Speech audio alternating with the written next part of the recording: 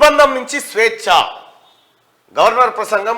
నియంతృత్వ పాలన నుంచి రాష్ట్రానికి విముక్తి దొరికిందని గవర్నర్ చెప్పింది. ప్రజలకు పాలకులకు మధ్య ఇనుప కంచెలు తొలగినాయని చెప్పి గవర్నర్ అన్నారు.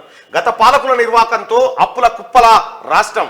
వేల కోట్ల అప్పుల్లో విద్యుత్ సంస్థలు. గాడి తప్పిన ఆర్థిక వ్యవస్థపై రాష్ట్ర ప్రభుత్వం ఫోకస్. త్వరలో శాఖల వారీగా శ్వేతపత్రాలు. ఏడాదిలోగా 2 లక్షల ఉద్యోగాల భర్తీ. 6 నెలల్లో మెగా డిఎస్సి. వ్యవసాయానికి 24 గంటల కరెంటు. ప్రతి పంటకు మద్దతు ధర. అసెంబ్లీ మండలిని ఉద్దేశించి తమిళసై ప్రసంగించింది. ఆమె మాట్లాడిన దాంట్లో కీలకమైనటువంటి మాటలు ఏంటంటే, గవర్నర్ తమిళసై గారికి కేసీఆర్ గారికి నడమ పంచాయతీ లడాయి ఉంటుండే. కనీసం ఆమెను అసెంబ్లీ దాకా కూడా రానియకపోతుండే. అసెంబ్లీ దాకా రానియకుండా గత సమావేశాలే కొనసాగింపు, గవర్నర్ ప్రసంగం ఉండొద్దని, ఆమె ఒకవే చూడొద్దు అన్నట్టుగా చేసిండు కేసీఆర్ ఆ గతంలో. మీ అందరికి తెలుసా పంచాది. కానీ ఎప్పుడైతే కేసీఆర్ గద్దె దిగిండో, గద్దె దిగగానే గవర్నర్ తమిళసై గారు రేవంత్ రెడ్డి గారితో ప్రమాణ స్వీకారం చేయించిన తర్వాత మొట్టమొదటిసారిగా అసెంబ్లీకి వచ్చి ఉభయ సభలను ఉద్దేశించి మాట్లాడారు. ఉభయ సభలను ఉద్దేశించి ఆమె మాట్లాడిన మాటల్లో ఎంత పెద్ద మాటలు ఉన్నాయో చూడండి. సరే, అది రాష్ట్ర ప్రభుత్వం రాసిచ్చినప్పటికీ దాంట్లో వాస్తవాలు అయితే ఉన్నాయి. గాడి తప్పిన ఆర్థిక వ్యవస్థపై రాష్ట్ర ప్రభుత్వం దృష్టి పెట్టింది. ఏమంటుంది? గాడి తప్పిన ఆర్థిక వ్యవస్థ. గాడి తప్పడం అంటే పైసలన్నీ సిల్లెంకల్లెం చేసిండు కేసీఆర్. అది గాడి తప్పిపోయింది, పైసలన్నీ ఆగమైపోయినాయి అని చెప్పింది. త్వరలోనే శాఖల వారీగా శ్వేతపత్రాలు రిలీజ్ చేసి వాస్తవ పరిస్థితులను ప్రజల ముందు ఉంచుతాం. అంటే కేసీఆర్ ఒక్కొక్క శాఖను ఎట్లా నాశనం చేసుకొచ్చిండో మొత్తం వైట్ పేపర్ రిలీజ్ చేసి ఆ లెక్కలన్నీ మీ ముంగట పెట్టబోతున్నాము. కేసీఆర్ గొర్రెల స్కీమ్ పేరు మీద ఆడిన దందా, మిషన్ భగీరథ పేరు మీద ఆడిన దందా, మిషన్ కాకతీయలో చేసిన బిజినెస్, కాళేశ్వరం పేరు మీద కొట్టేసిన సంపద, వీటన్నిటినీ లెక్కలతో సహా మీ ముంగట పెడతామని చెప్తా ఉంది గవర్నర్. ఇప్పుడు ఇవి పెడితే బీఆర్ఎస్ పార్టీ ఇక నాకు తెలిసి ఉండదు. ఎందుకంటే ప్రజలారా మీ అందరికి అర్థమైంది. ఇప్పటిదాకంటే చెప్పేటోళ్ళు లేడు. ఇక్కడ నేను, అక్కడ రేవంత్ రెడ్డి గారో లేకపోతే రఘువో ఇంకో ఎవరెవరో ఏవో కొన్ని ఆధారాలతో లెక్కలేసి చెప్తా ఉన్నాం ఇంత నాశనం అయిపోయింది తెలంగాణ అని. కానీ ఇప్పుడు ప్రభుత్వంలోకి వచ్చింది కాంగ్రెస్ పార్టీ కాబట్టి, అధికారంలోకి వచ్చింది కాబట్టి ఆ లెక్కలు పక్కాగా బయటికి తీస్తూ ఉంటే, నిన్న మొన్న శాంపిల్సే చూసారు మీరు. కరెంటు 8,000 కోట్లు, కంట్రోల్ బియ్యం 56,000 కోట్లు, కాళేశ్వరం 1,00,000 కోట్లు, ఇట్లా వేలు లక్షల కోట్ల రూపాయల సంపద ఎట్లా నాశనం అయింది అనేది శాంపిల్సే బయటకు వచ్చినాయి కదా. ఇప్పుడు మొత్తం వెళ్తాయి. శాఖల వారీగా చేసిన నాశనం మొత్తం శ్వేతపత్రంలో మీ ముంగడ పెడతామని గవర్నర్ గారు చెప్తా ఉన్నారు. ఆర్థిక వ్యవహారాల నిర్వహణలో ఎక్కడెక్కడ లోపాలు ఉన్నాయో, ఎక్కడ దుబారా జరిగిందో, ఎక్కడెక్కడ దుర్వినియోగం జరిగిందో కనిపెట్టే పనిలో ఉన్నాం. ఇది చాలా కీలకమైంది. అంటే కేసీఆర్ 9.5 ఏళ్ల పాలనలో ఆర్థిక వ్యవహారంలో దుబారా ఎక్కువ ఏడ జరిగింది. దుబారా అంటే పావులతోనైపోయే పనికి 10 రూపాయలు ఖర్చు పెట్టుడు.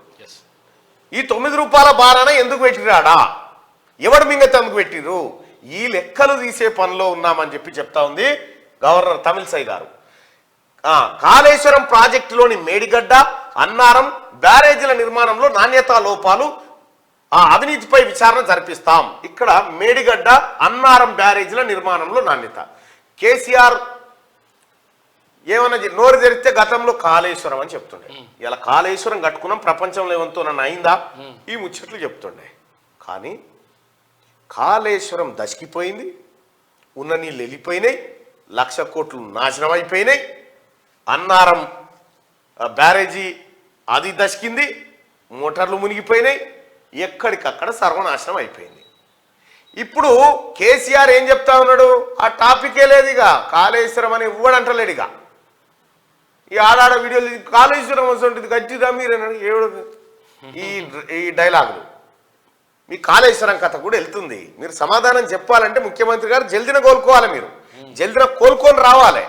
ఇక్కడ మాజీ ముఖ్యమంత్రి అదే కేసీఆర్ మాజీ ముఖ్యమంత్రి కోలుకొని జల్దీ అసెంబ్లీకి వచ్చి జనానికి లెక్కలు చెప్పాలి. వాస్తవానికి కేసీఆర్ గారు నేను అనుకుంటుంది ఏంటంటే, నువ్వు అసెంబ్లీకి కూడా రావు, నీకు ఆ ముఖం కూడా చెల్లది. ఎందుకంటే లెక్కలు బయటపడితే దొంగతనాన్ని ఒప్పుకోవు కదా, దొంగతనాన్ని ఒప్పుకోవు కదా. ఇగో ఈ కథ అన్నట్టు. ఇక్కడ నిర్మాణం నీవు కట్టిన కలల ప్రాజెక్టే కథమైపోయింది కదా నువ్వు దిగక ముందుకే. నువ్వు దిగిపోక ముందుకే కలల ప్రాజెక్టు కథమైపోయింది. ప్రపంచంలో అద్భుతం, అద్భుతమైంది, ప్రపంచ అద్భుతం అని చెప్పినావు. ఏడ న్యూయార్క్ లో టైమ్ స్క్వేర్ కాడ వేసినావు, ఇట్లేసి కాళేశ్వరం అని చెప్పినావు. బుర్జ్ ఖలీఫా మీద వేసిరు, ఒక్క కథలు పడరా, డ్రోన్లు పెట్టి షాట్లు పెట్టి గూగుల్లో వేసి ఏదో అద్భుతం, నేషనల్ జియోగ్రఫిక్ ఛానల్లో వేసి మామూలు కథలు పడలే మీరు. నేను ఆయననే చెప్తున్నా ఇదంతా డ్రామా డొల్లా అని. ఇప్పుడు బయటపడ్డది. దీని మీద విచారణ చేపిస్తామని చెప్పి తమిళసై గారు చెప్తా ఉన్నారు.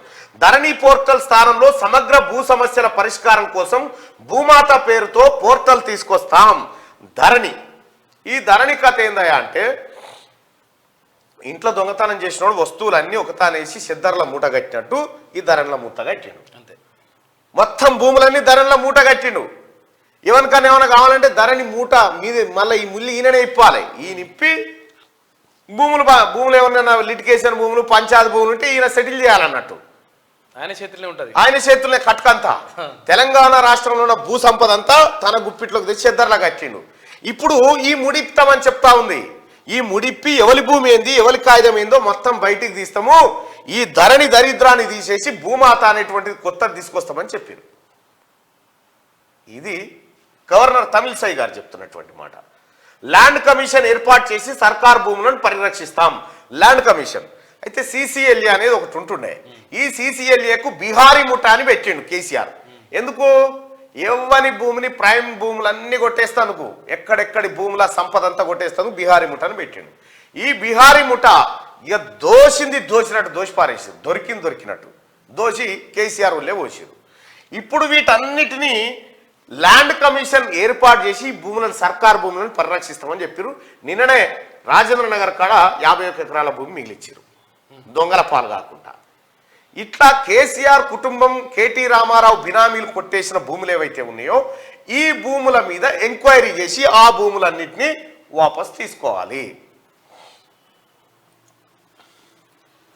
రైట్గా ఇది ఇట్లుంటే నియంతృత్వ పాలన నుంచి రాష్ట్రం విముక్తి పొందిందని గవర్నర్ తమిళసై అన్నారు. తెలంగాణ ఇప్పుడు స్వేచ్ఛ వాయువులను పీల్చుకుంటుందని చెప్పారు. 10 ఏళ్ల నిర్బంధ పాలన నుంచి విముక్తి కావాలని, తమ బతుకుల్లో మార్పు రావాలని ప్రజలు ఇటీవల ఎన్నికల్లో స్పష్టమైన తీర్పిచ్చారని తెలిపారు. ప్రజలకు పాలకులకు మధ్య ఉన్న ఇనుప కంచెలు తొలగిపోయాయని, ప్రజాప్రస్థానం మొదలైందని చెప్పారు. శుక్రవారం అసెంబ్లీ మండలిని ఉద్దేశించి గవర్నర్ తమిళసై ప్రసంగించారు. అంతకుముందు అసెంబ్లీకి వచ్చిన తమిళసైకి మండలి చైర్మన్ గుత్తా సుఖేందర్ రెడ్డి, శాసనసభ స్పీకర్ ప్రసాద్ కుమార్, సీఎం రేవంత్ రెడ్డి, శాసనసభ వ్యవహారాల మంత్రి దుద్దిల శ్రీధర్ బాబు స్వాగతం పలికారు. తర్వాత చైర్మన్, స్పీకర్ కలిసి గవర్నర్ ను స్పీకర్ వేదిక వద్దకు తీసుకెళ్లారు. ఉభయ సభలను ఉద్దేశించి గవర్నర్ మాట్లాడుతూ గత ప్రభుత్వం విచ్చలవిడిగా రుణాలు తెచ్చి రాష్ట్రాన్ని అప్పులపాలు చేసిందని అన్నారు. రాష్ట్ర ఆర్థిక పరిస్థితిని చిన్నాభిన్నం చేశారని, ఆర్థిక క్రమశిక్షణ పాటించలేదని చెప్పారు. గత ప్రభుత్వ నిర్వాహకంతో విద్యుత్ వ్యవస్థలు 81,516 కోట్లు అప్పుల్లో కూరుకుపోయాయి. మరో 50,275 కోట్ల మేర నష్టాల్లో ఉన్నాయి. పౌర సరఫరాల కార్పొరేషన్ అప్పులు 56,000 కోట్లకు, నష్టాలు 11,000 కోట్లకు చేరాయని చెప్పి నిన్న ఆమె లెక్కలు చదువుతుంటే ఇంకా చూడరి ప్రజలారా, కేసీఆర్ చేసినటువంటి పెంట ఇంకా మళ్ళీ ఎవడు కుయిక్కు మనకుంటుంది.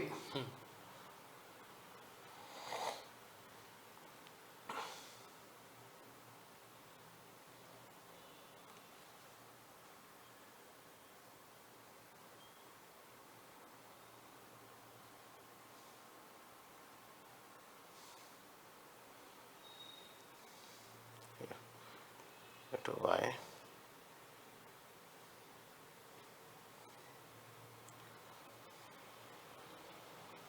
పోయింది అది బడ్జెట్ ప్రసంగం.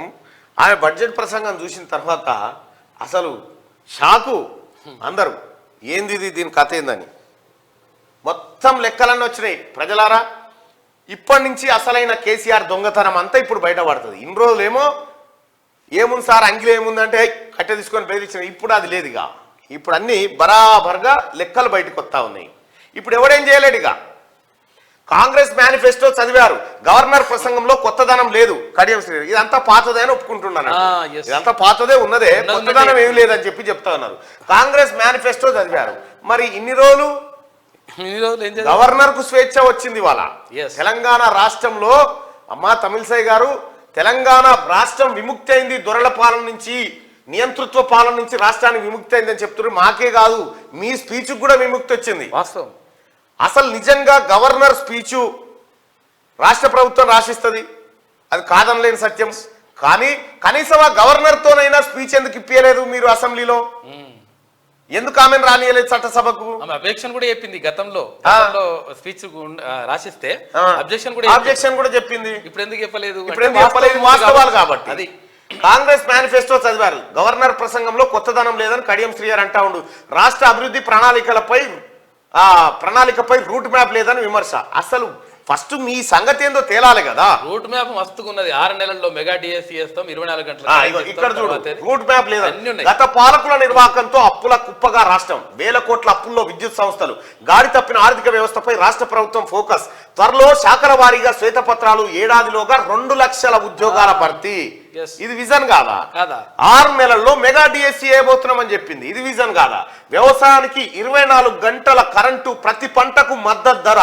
అసెంబ్లీ మండలిని ఉద్దేశించి తమిళసై ప్రసంగం. ఇంకేం కామంటున్నావు? ఇలా ఇంకెట్లుండాలంటే కేసీఆర్ లెక్క డంబాచారని చెప్పాలి. లేనిది ఉన్నట్టు, ఉన్నది లేని అట్లా చెప్పమంటావా?